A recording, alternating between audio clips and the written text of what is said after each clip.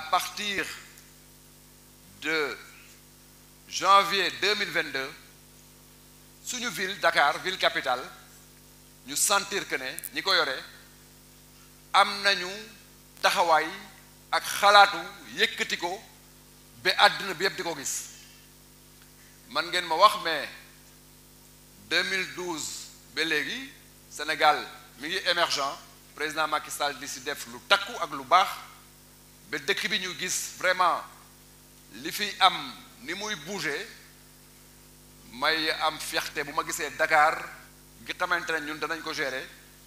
bientôt y aura le BRT muy loo xamante ne ñu bëri foogoon nañu ay gént la mais réalité BRT c'est bientôt et ça va être Dakar suñu dëkk le TER à partir du 27 décembre dana daw du gént le train express régional day daw loolu nekk itam ci Dakar ñetti gaar yi ci gën a moderne d'ailleurs ci biir Dakar lay nekk bon nag émergence boobu ñun ñi yore ville bi dafa war a méngoo ak ni ñuy yore suñu ville malheureusement bu ñu ko bàyyee ci loxo yu ko yoroon boobu ba léegi lenn rek moo leen soxal mooy nañu nekk maire pour que li ñu askan bi di nattal pour que ñu jaamu ci seen soxla au lieu que ñu jël ci jaamu ci seen soxla mais nañu jël loolu benn soxla lañ am mooy xeex régime bi fi nekk mais xeex régime du programme de ville mooy lan mooy soxla yi ak soxla yooyu naka lañ koy saafare ñun bu ngeen ñu joxee la ville de Dakar le 23 janvier 2022 incha allah danañu taxaw ci seen soxla bu njëkk parce que étude bi ñu def pour xool lan mooy seen soxla étude boobu moo ñu wan ne seen soxla bu njëkk da ngeen bëgg dëkk bu wóor boo xamante ne sécurité daf si am danañu leen fekk seen biir quartier yi en rapport avec les forces de défense et de sécurité les délégués de quartier tegal leen fa ay jumtukaay yoo xamante ne di ngeen xam ne le maire de la ville ak équipe am ñi ngi leen di gunge ci seen kaaraange loolu dafa am solo danañu ko def beneen élément bi am solo tam muy loo xamante ne yéen waa Dakar ci études yi ñu def yéen a ñu wax ne daf leen soxal mooy seen cadre de vie da ngeen bëgg quartier yu set da ngeen bëgg Dakar bu méngoo ak li ngeen di xaar ci set da ngeen bëgg rue yoo xamante ne amul encombrement da ngeen bëgg tali yoo xamante ne ensablement bi du ci nekk c'est-à-dire suuf su bari kenn mënu ko dindi da ngeen bëgg épave yi ñu dindi ko da ngeen bëgg dëkk boo xamante ne dëkk bu leer la ba képp koo xamante ne dafa ñëw Dakar rek da ngay xam ne Dakar neex na wane loolu ñun danañu ci liggéey mooy lu ñuy wax cadre de vie may ñëw tam très rapidement ci beneen élément boo xamante ne les jeunes de Dakar ñoom ñoo ñu wax ne daf leen soxal mooy le sport et les loisirs Dakar dafa war a nekk dëkk boo xamante ne képp kuy def sport boo fi ñëwee di nga xam ne la ville am na une politique sportive la politique sportive dafa nekk loo xamante ne bu ko ville bi amee képp kuy yëngatu ci sport muy ASC muy club boo xamante ne club bu nekk ci biir Dakar la muy même les activités de quartier képp koo xamante ne rek yaa ngi def sport di nga sentir ne sa ville bàyyi na la xel parce que teg na fi loo xamante ne booy def sport di nga ko mën a utiliser loolu mooy politique sportive malheureusement gars yi amuñu ko mais ñun dañ koy am pour que moom muy guider suñu action en matière de sport de loisir aussi Dakar nekkoon na dëkk boo xamante ne boo ne loisir dañ ko daan ràññee mais malheureusement loolu yëpp dafa mel ni gars yi dañ ko xewiluñu ko sax mais dafa newul ci seen vision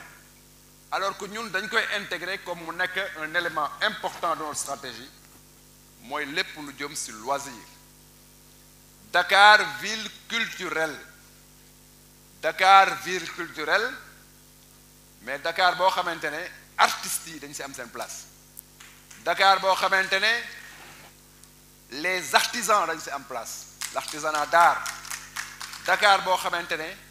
dañuy sentir que mi ngi yëngatu si wàllu culture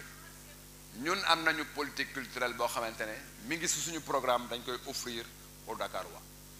am na aspect boo xamante ne peut-être évoqué wu ma ko woon si nasaraan ma dellu si mooy notre politique culturelle Dakar jàkk yi ak église yi day bokk si ñun li xamante ne daf ñuy soxal pour que ñu indi fi suñu loxo considérablement parce que dëkku jullit lañ nekk dañu am effectivement ay aada dañ siy taxaw bu baax en tant que maire de la ville man maag équipe bi may àndal mais avec les maires yi xamante ne ñoom ñooy nekk si collectivité territoriale yi mooy les 19 maires ñoo xamante ne maag ñoom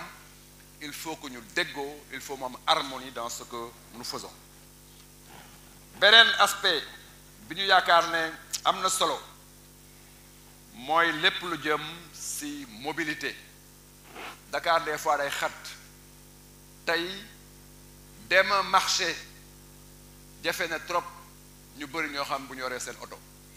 seen problème mooy bëgg nañu dem mais bu ñu demee fu ñuy gaaree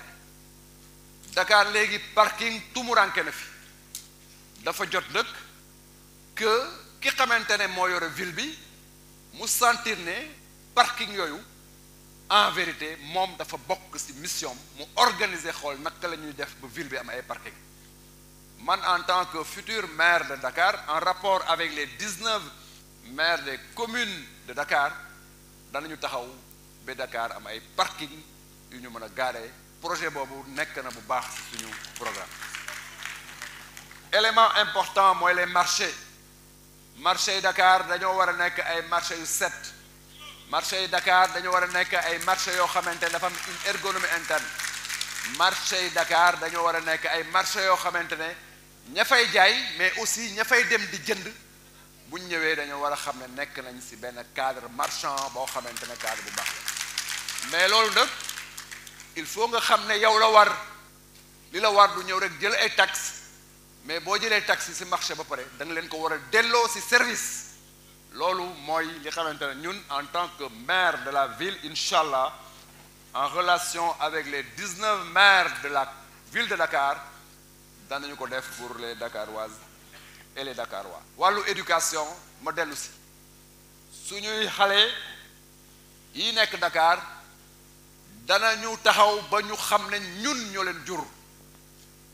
parce que nag xale yi comme disait le chanteur la chanteuse plutôt ku leen juróon yërëm leen ñun danañu leen jur mooy taxaw ba fekk leen jàppaleen seen jàng mooy jox leen lu ñuy wax ay cantine scolaire am na xale yu bari dañuy xëy du ñu ndekki dem jàngi xiif bi bañ leen rey mais il faut que ville bi loolu intéressé ko ce sont des problématiques qui doivent intéresser la ville ñun en tant que ville danañu intéressé mais en plus des cantines am na lu ñuy wax ne le ubbi tey jàng tey et son excellence le président Macky Sall initié ko ak le ministère de l'éducation ñun ville danañ ci indi suñu contribution pour que dans les écoles de Dakar le ubbi tey jàng tey soit la responsabilité aussi de la ville loolu danañu ko def école donc yu ñu bëgg ay écoles yu am solo lay doon mais santé ak action sociale tam dañ ci liggéey lu wér pour que képp ku ñëw ci centre de santé Dakar yi ak ci poste de santé Dakar yi ñu xam ne ville bi bàyyiwu ko état central mais mi ngi ci def loxoom bu baax a baax a baax pour que mu am un référentiel de santé boo xamante ne c'est un référentiel très valorisant ici au niveau donc de notre territoire qui est Dakar may passer sous silence Dakar ville intelligente Dakar mooy capitalu Sénégal mais boo ñëwee ci ville capitale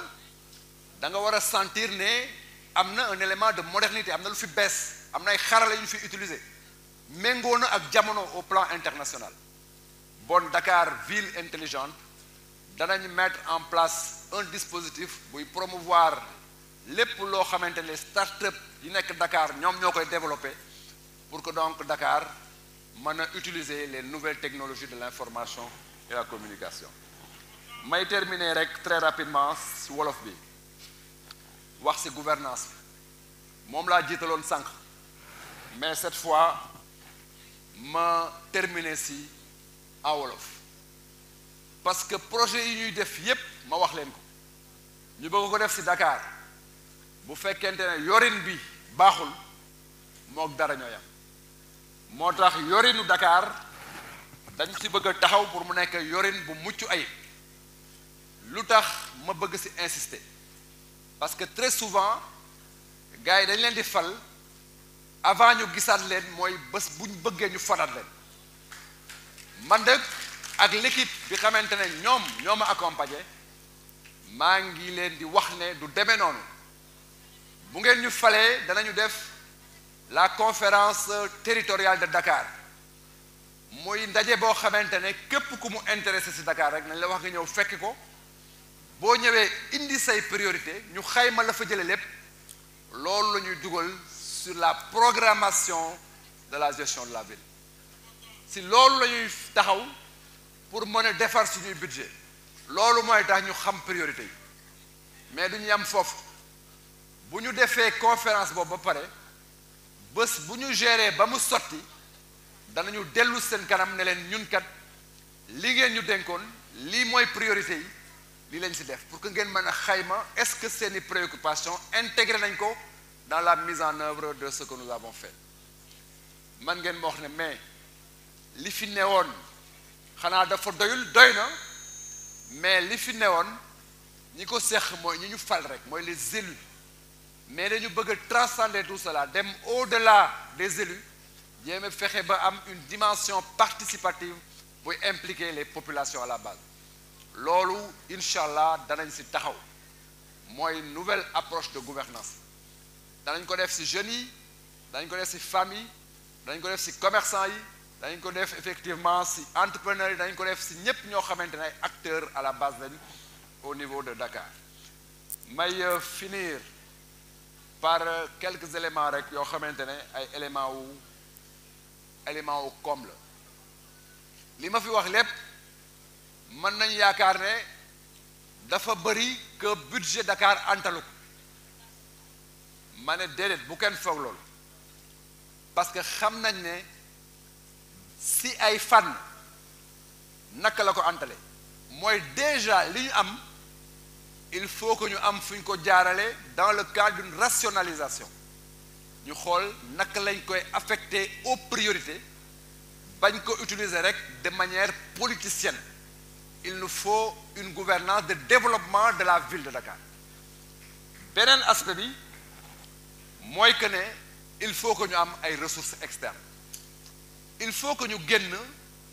biiru recette yi xamante ne mooy recette ville bi pour dem wuti ay recettes feneen la coopération décentralisée c'est vrai mais bu dul coopération décentralisée en rapport avec l'État central war nañu mën a sax war nañu mën a àbb pour dugal sur ay projets structurants de la ville mais booy àbb nooy àbbee il faut que am koo xamante ne moom moo lay garantir booy àbb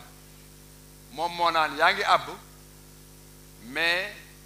man nekk naa ci sa gannaaw pour que buñ la abalee boo défaillant ma fay kooku état bi lay doon bon nag ñun danañu liggéey ak état bi